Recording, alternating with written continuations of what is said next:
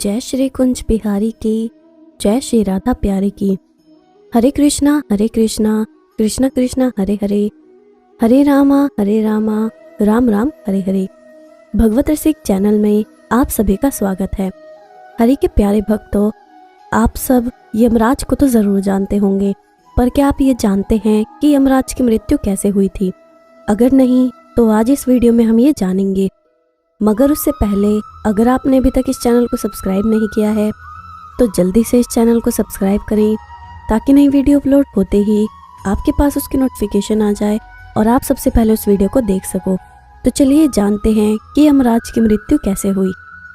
कहते हैं कि काल ब्रह्म ने या कहीं कि सर्वोच्च ईश्वर ने मनुष्य को मिट्टी से, देवताओं को प्रकाश से और देवताओं की विपरीत शक्तियों को आग से बनाया है। ये भी माना जाता है कि कोई भी आत्मा विकास कर्म में आगे बढ़कर ही पितर, देवी या देवता बनती है। ये भी माना जाता है कि प्राचीन काल में सभी देवता सशरीर धरती पर ही रहते थे और उन्हीं का तब शासन भी था। देवता और असुरों में युद्ध होता रहता था। ये भी कहा जाता है कि उस काल में मनुष्य या देवतुल्य लोगों की औसत उम्र 500 वर्ष की होती थी। अब हम जानते हैं कि मृत्यु के देवता यमराज की मृत्यु का रहस्य। वेद कहते हैं कि जो भी जन्मा है, चाहे वो मिट्टी का रूप मनुष्य हो, प्रकाश का रूप देवता हो या अग्नि का रूप ब्रह्म राक्षस हो, सभी को मरना है। ये अलग बात है कि कोई 100 वर्ष में मरकर दोबारा जन्म लेता है और कोई 1000 वर्ष तक जिंदा रहने के बाद दूसरा शरीर धारण कर लेता है। इसी तरह पुराणों में 14 इंद्र की तरह अब तक 14 यमराज भी हो चुके हैं। वेद और पुराणों की धारणा में बहुत फर्क है। पुराणों के अनुसार बहुत से देवी या देवताओं को सृष्टि संचालन हेतु परमेश्वर ने भिन्न भिन्न कार्यों के लिए नियुक्त कर दिया था। जैसे ब्रह्मा सृष्टि करता है तो विष्णु उसके पालन करता और शिव सभी संहारक शक्तियों के स्वामी हैं, अर्थात वे मृत्यु और प्रलय के देवता हैं। हिंदू मानते हैं कि ब्रह्मा हमें इस सृष्टि में लाने वाला है, विष्णु पालने वाला है और शिव ले जाने वाला है। इसी तरह इंद्र बारिश, विद्युत और युद्ध को संचालित करते हैं। अग्नि सभी आहुतियों को ले जाने वाले हैं। सूर्यदेव जगत के शुद्ध प्रकाश के अधिपति और समस्त प्राणियों को जीवन दान देने वाले हैं। पवन देव के अधीन रहती हैं जगत की समस्त वायु। वरुण देव का जल जगत पर शासन है। कुबेर धन के अधिपति और देवताओं के कोषाध्यक्ष हैं। मित्रदेव देव और देवगणों के बीच संपर्क का कार्य करते हैं। कामदेव और रति सृष्टि में समस्त प्रजनन क्रिया के निर्देशक हैं। अदिति और दिति को भूत, भविष्य, चेतना तथा उपजाऊपन की देवी माना जाता है। शिवपुत्र गणेश को देवगणों का अधिपति नियुक्त किया गया है। वे बुद्धिमत्ता और समृद्धि के देवता हैं। विघ्न नाशक की रिद्धि और सिद्धि नामक 2 पत्नियां हैं। कार्तिकेय वीरता के देव हैं तथा वे देवताओं के सेनापति हैं। नारद देवताओं के ऋषि हैं तथा चिरंजीवी हैं। वे तीनों लोकों में विचरने में समर्थ हैं। वे देवताओं के संदेशवाहक और गुप्तचर हैं। सृष्टि में घटित होने वाली सभी घटनाओं की जानकारी देव ऋषि नारद के पास होती है। अंत में देवताओं में सबसे शक्तिशाली देव रामदूत हनुमान जी आज भी सशरीर हैं और उन्हें चिरंजीवी होने का वरदान प्राप्त है। वे पवन देव के पुत्र हैं। बुद्धि और बल देने वाले देवता हैं। उनका नाम मात्र लेने से सभी तरह की बुरी शक्तियों और संकटों का खात्मा हो जाता है। इसी तरह यमराज सृष्टि में मृत्यु के विभाग अध्यक्ष हैं। सृष्टि के प्राणियों के भौतिक शरीरों के नष्ट हो जाने के बाद उनकी आत्माओं को उचित स्थान पर पहुंचाने और शरीर के हिस्सों को 5 तत्वों में विलीन कर देते हैं। वे मृत्यु के देवता हैं। चित्रगुप्त संसार के लेखा जो कार्यकाल को संभालते हैं और यमराज स्वर्ग तथा नरक के मुख्यालयों में तालमेल भी कराते रहते हैं। इसके अलावा आर्यमन आदित्यों में से एक हैं और देह छोड़ चुकी आत्माओं के अधिपति हैं, अर्थात पितरों के देव हैं। अब सवाल यह उठता है कि मृत्यु के देवता यमराज की कैसे मौत हो सकती है। तो चलिए जानते हैं इस संबंध में एक पौराणिक कथा। इस संबंध में हमें कथा का भिन्न भिन्न वर्णन मिलता है। कहा जाता है कि प्राचीन काल में कालांजर में शिव भक्त राजा श्वेत राज्य करते थे। वृद्ध होने पर राजा श्वेत पुत्र को राज्य सौंपकर गोदावरी नदी के तट पर एक गुफा में शिवलिंग स्थापित कर शिव की आराधना में लग गए। अब वे राजा श्वेत से महामुनि श्वेत बन गए थे। एक निर्जन गुफा में मुनि ने शिव भक्ति का प्रकाश फैलाया था। श्वेत मुनि को ना रोग था ना शोक, इसलिए उनकी आयु पूरी हो चुकी है, इसका आभास भी उन्हें नहीं हुआ। उनका सारा ध्यान शिव में लगा हुआ था। वे अभय होकर रुद्राध्याय का पाठ कर रहे थे और उनका रोम रोम शिव के स्तवन से प्रतिध्वनित हो रहा था। आयु समाप्त होने के बाद यमदूतों ने मुनि के प्राण लेने के लिए जब गुफा में प्रवेश किया तो गुफा के द्वार पर ही उनके अंग शिथिल हो गए। वे गुफा के द्वार पर ही खड़े होकर श्वेत मुनि की प्रतीक्षा करने लगे। कहते हैं कि जब यमदूत बलपूर्वक श्वेत मुनि को वहां से ले जाने लगे तो वहां श्वेत मुनि की रक्षा के लिए शिव के गण प्रकट हो गए। भैरव ने यमदूत मृत्युदेव पर डंडे से प्रहार कर उन्हें मार दिया। इधर जब मृत्यु का समय निकलने लगा तो चित्रगुप्त ने यमराज से पूछा, श्वेत अब तक यहाँ क्यों नहीं आया? तुम्हारे दूत भी अभी तक नहीं लौटे हैं। तभी कांपते हुए यमदूतों ने यमराज के पास जाकर सारा हाल सुनाया।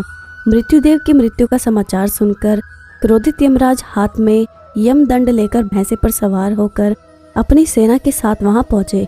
इधर शिवजी के पार्षद पहले से ही वहां खड़े थे। यमराज जब बलपूर्वक श्वेत मुनि को ले जाने लगे तब सेनापति कार्तिकेय ने शक्ति अस्त्र यमराज पर छोड़ा, जिससे यमराज की भी मृत्यु हो गई। यमदूतों ने भगवान सूर्य के पास जाकर सारा समाचार सुनाया। अपने पुत्र की मृत्यु का समाचार सुनकर भगवान सूर्य ब्रह्मा जी और देवताओं के साथ उस स्थान पर आए जहां यमराज अपनी सेना के साथ मरे पड़े थे। तब देवताओं ने भगवान शंकर की स्तुति की। तब भगवान शिव प्रकट हो गए। उनकी जटा में पतित पावनी गंगा रमण कर रही थी। भुजाओं में फुफकारते हुए सर्पों के कंगन पहन रखे थे। वक्ष स्थल पर भुजंग का हार और कर्पूर के समान गौर शरीर पर चिताभस्म का श्रृंगार सुंदर लग रहा था। देवताओं ने कहा, भगवान यमराज सूर्य के पुत्र हैं, वे लोकपाल हैं और आपने ही इनकी धर्म और अधर्म व्यवस्था के नियंत्रक के रूप में नियुक्ति की है। इनका वध सही नहीं है, इनके बिना सृष्टि का कार्य असंभव हो जाएगा, इसलिए सेना सहित इन्हें जीवित कर दे, नहीं तो अव्यवस्था फैल जाएगी। भगवान शंकर ने कहा, मैं भी व्यवस्था के पक्ष में हूँ। मेरे और भगवान विष्णु के जो भक्त हैं उनके स्वामी स्वयं हम लोग हैं। मृत्यु का उन पर कोई अधिकार नहीं होता।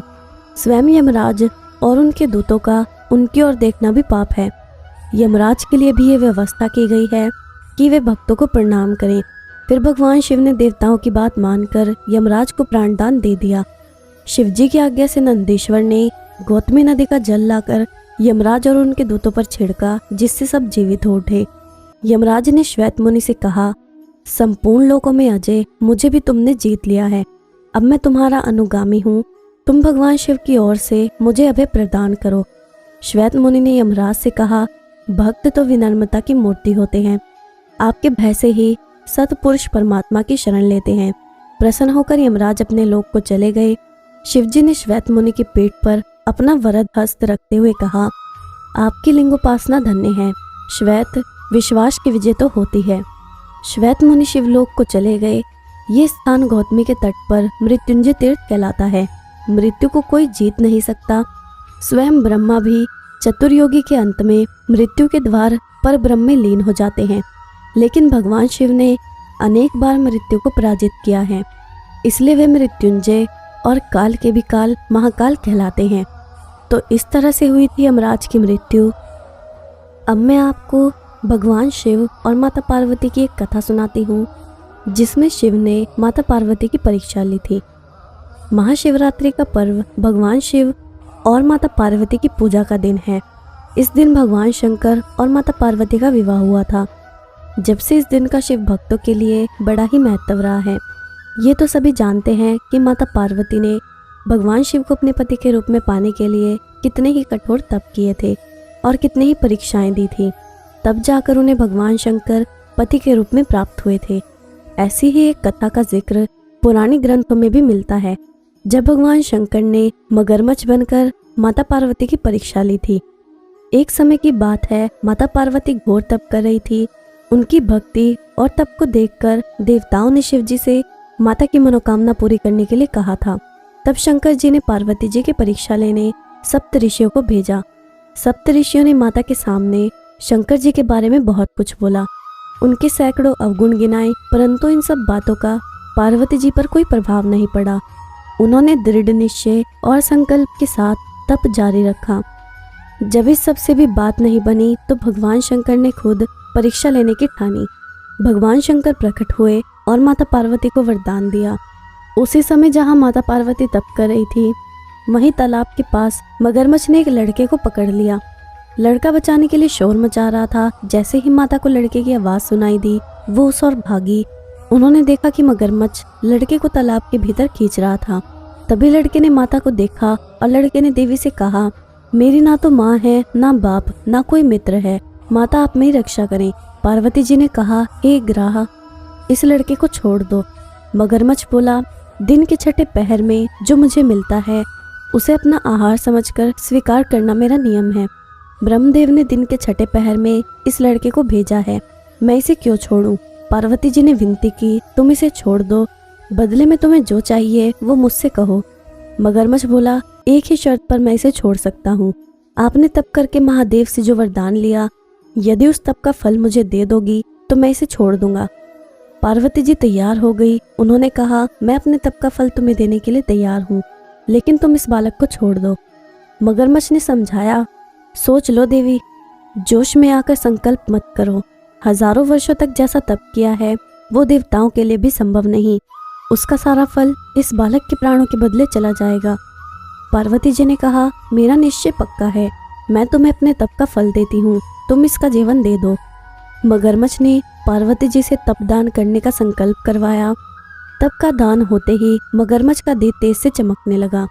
मगरमच्छ बोला, हे पार्वती, देखो तप के प्रभाव से मैं तेजस्वी बन गया हूँ। तुमने जीवन भर की पूंजी एक बच्चे के लिए व्यर्थ कर दी। चाहो तो अपनी भूल सुधारने का एक और मौका मैं तुम्हें दे सकता हूँ। पार्वती जी ने कहा, हे ग्राह, तब तो मैं पुण्य कर सकती हूँ, किंतु यदि तुम इस लड़के को निगल जाते तो क्या इसका जीवन वापस मिल जाता? देखते ही देखते वो लड़का अदृश्य हो गया और मगरमच्छ लुप्त हो गया। पार्वती जी ने विचार किया कि मैंने तप तो दान कर दिया है, अब पुण्य तप आरंभ करती हूँ। माता पार्वती ने फिर से तप करने का संकल्प लिया। ये देख भगवान शिव फिर से प्रकट हुए और उन्होंने पूछा कि देवी, अब आप क्या कर रही हैं? तब माता ने कहा कि मैंने अपने तप का दान कर दिया है, तो अब आपको अपने पति रूप में पाने के लिए मैं फिर से तप करूंगी।